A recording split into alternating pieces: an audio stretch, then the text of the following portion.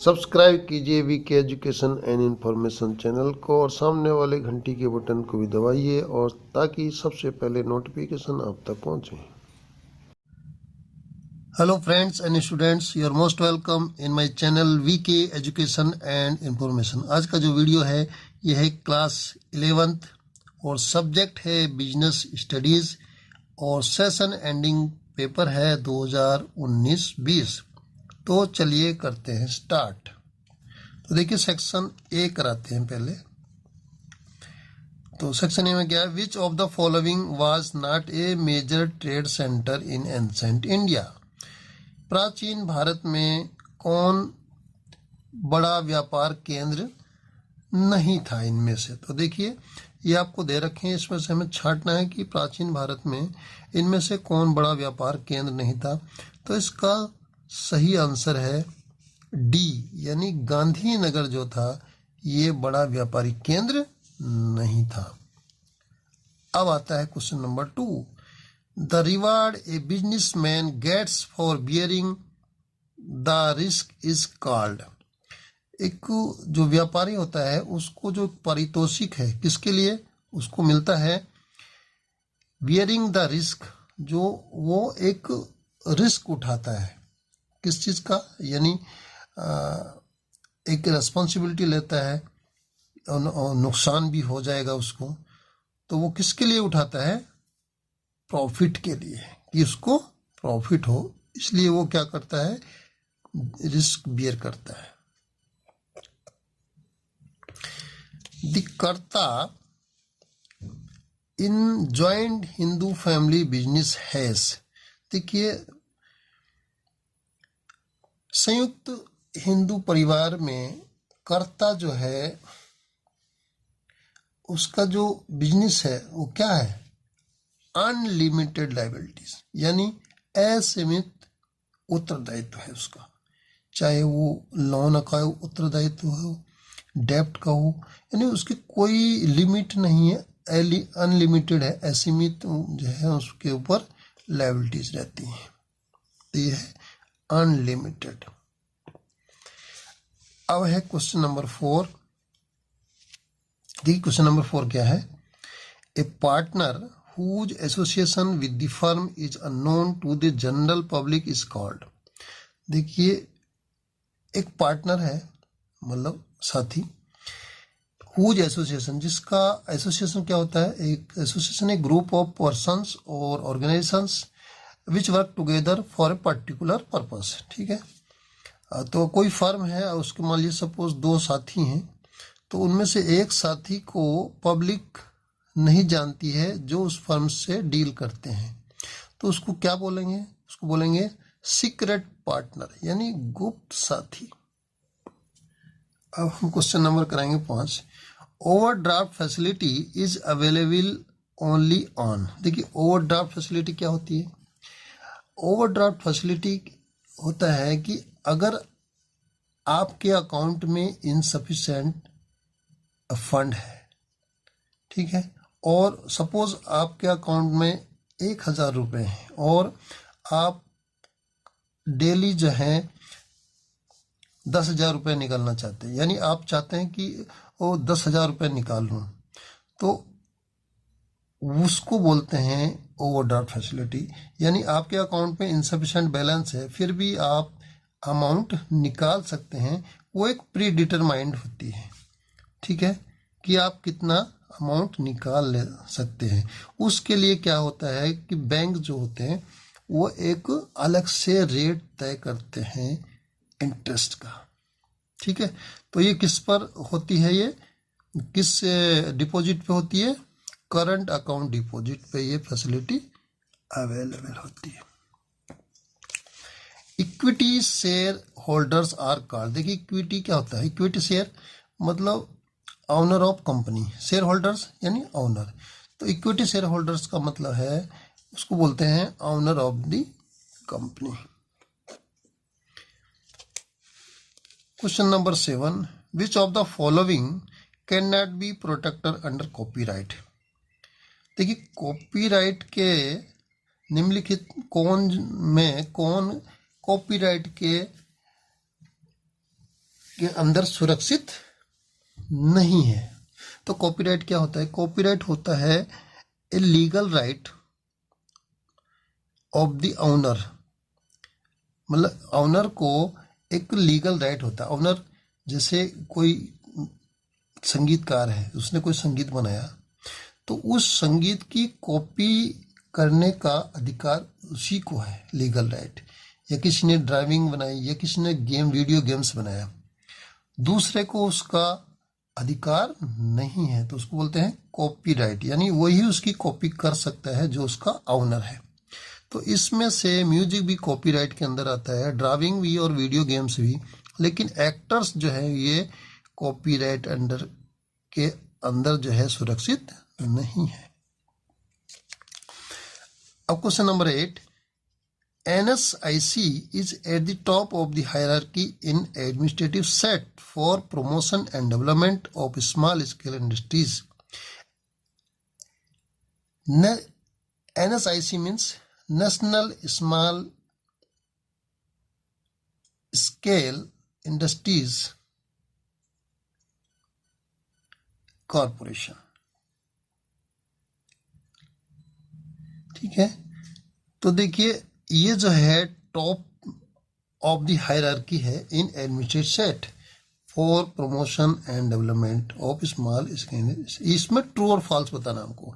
तो देखिए हायरार्की होती है, हायरार्की होती है एक अरेंजमेंट होता है जो किसी एक वर्च्यू पे बनाया जाता है, चाहे वो रैंक के आधार पे हो या पब्लिक इमेज के आधार पर बनाया जाए या एडमिनिस्ट्रेटिव के आधार पर बनाया जाए। सपोज एक डिस्ट्रिक्ट है, उस डिस्ट्रिक्ट में उसकी हायरार्की में जो एडमिनिस्ट्रेटिव हायरार्की है उस डिस्ट्रिक्ट की, उसमें सबसे बड़ा अधिकारी कौन होगा? डीएम। डीएम क्या करता है? उस डिस्ट्रिक्ट के जितने भी लॉ एंड ऑर्डर है उनको मेंटेन करवाएगा और जो गवर्नमेंट की पॉलिसी है उनको इम्प्लीमेंट कराएगा। तो उस डिस्ट्रिक्ट की हायरार्की में सबसे ऊपर कौन है? डीएम है। इसी तरह से जो स्मॉल स्केल इंडस्ट्रीज की हायरार्की में जो प्रमोशन और डेवलपमेंट करती है किसका? स्मॉल स्केल इंडस्ट्रीज का, वो कौन है? वो है एनएसआईसी। और ये ट्रू है। ये क्या है? ट्रू। अब है question number 9, departmental stores can do with A small amount of capital. देखिए डिपार्टमेंटल स्टोर्स क्या होते हैं? ये एक तरह से क्या होते हैं? शोरूम्स होते हैं बहुत बड़े। इसमें अलग अलग डिपार्टमेंट में अलग अलग प्रोडक्ट का जो है एक क्या होता है? लेआउट होता है। तो ये स्मॉल अमाउंट से चल सकते हैं क्या? नहीं। तो ये फॉल्स है। देखिए Narola is an example. Narola क्या है? एक ब्रांड है, एक बहुत ही पुराना यानी ओल्डेस्ट ब्रांड ऑफ इंडिया, ठीक है। इज एन एग्जाम्पल ऑफ, किसका एग्जाम्पल है? देखिए ये है आपका चेन स्टोर्स। चेन स्टोर्स क्या होते हैं? जिनका ऑनर तो एक ही रहता है, लेकिन उसकी जो ब्रांचेज हैं वो सेम स्टोर्स यानी सेम गुड्स सेम क्वालिटी के क्या रहते हैं? मतलब फैले रहते हैं, ठीक है, हर सिटी में। तो ये किसका एग्जाम्पल है? चेन स्टोर्स का। देखिए इस क्वेश्चन नंबर 11 यहाँ पर आपको दिया हुआ blank, is the primary objective of business. तो देखिए बिजनेस का जो प्राइमरी ऑब्जेक्टिव है वो क्या है? बिजनेस हम किस लिए करते हैं? कि हमको प्रॉफिट हो, लाभ हो। तो यहाँ पर आ जाएगा profit. Profit is the primary objective of business. Question number 12, model allocates task, obligation and risk among the public and private partners in an optimal manner. तो इसका आ जाएगा ट्रिपल पी मॉडल। क्या है? ट्रिपल पी यानी public private partners, public and private partners यानी triple P. इसका आ जाएगा triple P model, ठीक है। अब क्वेश्चन नंबर है 13, every importer is required to secure the sanction of foreign exchange in India. All foreign exchange transaction are regulated by. किसके द्वारा regulate होता है ये होता है exchange control department of RBI. तो क्या हो जाएगा? एक्सचेंज, यहां पर आ जाएगा exchange control department of RBI. अब है question number 14। Ragini has insured her house, ये देखिए अमाउंट दी है, कितने में इंश्योर किया उसने, मतलब इंश्योरेंस किया है 5 लाख में, अगेंस्ट द फायर, यानी अगर उसका घर आग से जल जाए तो उसको कितना रुपया देगी इंश्योरेंस कंपनी? 5 लाख रुपए। There is a fire and Ragini suffered a loss of इतना, तो उसमें क्या हो गया कि आग लग गई और रागनी को जो ना इतने का नुकसान हुआ 1 लाख का। तो how much amount she can recover from the insurance, तो वो इंश्योरेंस कंपनी से कितना रिकवर करेगी?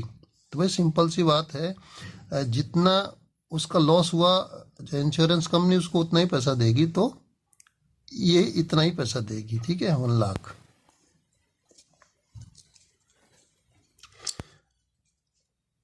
अब क्वेश्चन नंबर है 15, डिफाइन वर्किंग कैपिटल। देखिए वर्किंग कैपिटल क्या होता है, यानी funds required for day to day business operation के लिए जितना फंड रिक्वायर्ड होता है उसको बोलते हैं वर्किंग कैपिटल, यानी fund required for day to day business operation.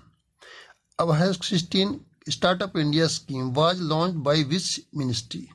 तो देखिए ministry of commerce and industries ने स्टार्टअप इंडिया स्कीम लॉन्च की थी। कौन? Ministry of commerce and industry. तो what is the spirit behind implementing GST by existing government. तो देखिए GST क्या होता है? जीएसटी होता है गुड्स एंड सर्विस टैक्सेस। अब पहले क्या होता था कि जैसे एक्साइज ड्यूटी हो गया, वैट हो गया, वैल्यू एडेड टैक्स हो गया या सेल टैक्स हो गया, तो इन सबको कंबाइन करके एक बनाया है GST, goods and service tax, ठीक है। इसका एक ही उद्देश्य है, इसकी किस स्पिरिट के पीछे इसको बनाया गया है कि वन नेशन वन टैक्स। तो इसका आंसर हो जाएगा वन नेशन वन टैक्स, यानी इसका हो जाएगा वन नेशन वन टैक्स, ठीक है, ये इसका आंसर हो जाएगा। देखिए क्वेश्चन नंबर है 18,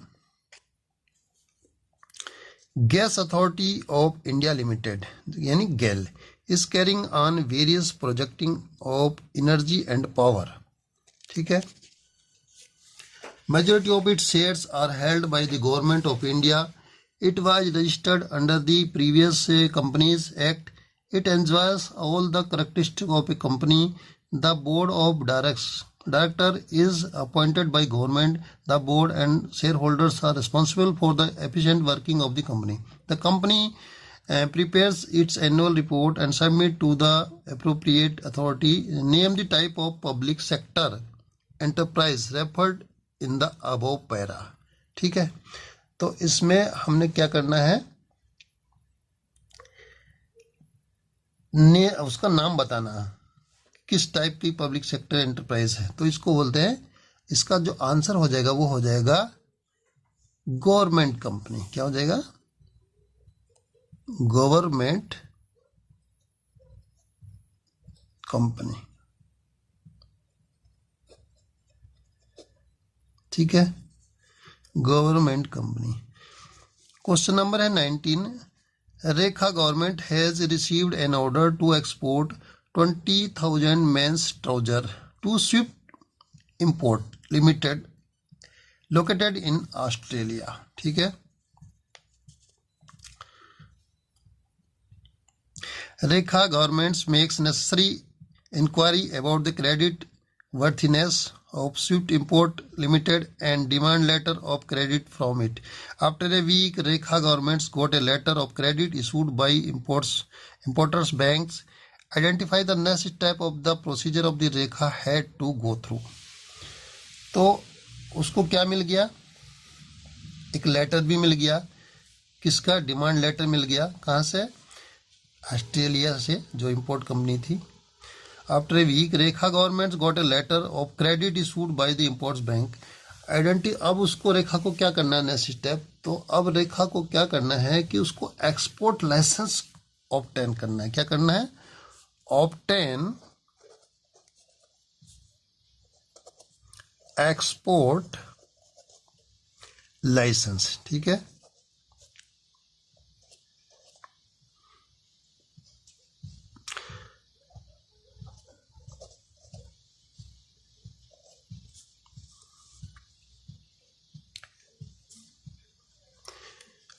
अब है question number 20। Match the columns. देखिए ये कॉलम्स हैं, ये 1 और 2 इधर, इससे मैच कराना हमें। तो withdrawal of money from ATM, तो एटीएम से जो हम मनी विड्रॉ करते हैं तो यहाँ पर दिया है B2C कॉमर्स, C2C कॉमर्स और इंट्रा कॉमर्स। तो B2C कॉमर्स होता है यानी business to consumer e commerce. ठीक है, ये होता है C2C यानी consumer to consumer e commerce.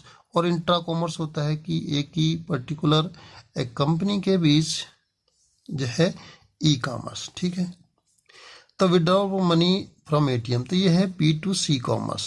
Okay, employees send their daily report through mail. तो देखिए एम्प्लॉय जो होंगे वो एक ही कंपनी के होंगे, तो वो जो अपनी डेली रिपोर्ट भेजेंगे तो वो क्या कहलाएगी? वो कहलाएगी इंट्रा कॉमर्स। यानी employee of the same company will send their report to their head office. ठीक है, तो ये एक ही कंपनी के पर्टिकुलर कंपनी के अंदर ही जो है ई कॉमर्स है, तो उसको बोलते हैं इंट्रा कॉमर्स।